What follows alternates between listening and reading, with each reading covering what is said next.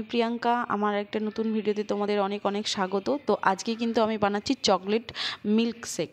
তো সেই জন্য কিন্তু বিশেষ কিছু লাগে না, চকলেট লাগে, দুধ লাগে, আর মানে যে যেটা মেশাতে চাই আমি একদমই নর্মাল বাড়িতে যা যা জিনিসপত্র ছিল সেগুলোই কিন্তু মিশিয়ে বানিয়ে নিয়েছিলাম চকলেট মিল্ক শেক, যেটা কিন্তু খেতে দুর্দান্ত হয়েছিল। তোমরাও কিন্তু বাড়িতে বানাতে পারো। দেখে নাও, ফার্স্টে চকলেটের টুকরো নিয়ে নিয়েছিলাম কয়েকটা, তারপরে 1 গ্লাস দুধ নিয়েছিলাম। আর চিনিটা কি বলো তো, যে যার সে তার স্বাদ অনুযায়ী যে যতটা চিনি খেতে পছন্দ করে। আমি যদিও খুব একটা চিনি খেতে পছন্দ করি না, আমি একদম অল্প চিনি খেতে পছন্দ করি। তো তারপরে নিয়েছিলাম 2টো পাউডার দুধ, মানে যেটা হচ্ছে গুঁড়ো দুধ বলে না, ওটা নিয়েছিলাম আমুলের। তো এই আমুলের মানে গুঁড়ো দুধটা দেওয়ার জন্য কিন্তু মিল্কশেকটা মানে খুব সুন্দর টেস্ট এসেছিলো।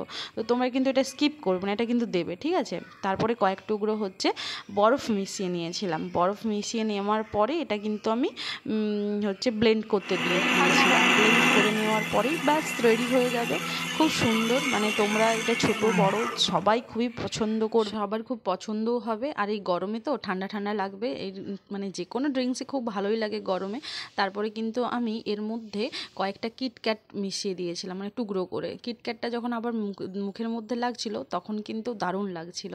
এই আমার হয়ে গেছে চকলেট মিল্ক শেক রেডি। তোমাদের যদি এই ভিডিওটা ভালো লেগে থাকে তাহলে লাইক, কমেন্ট, শেয়ার আর সাবস্ক্রাইব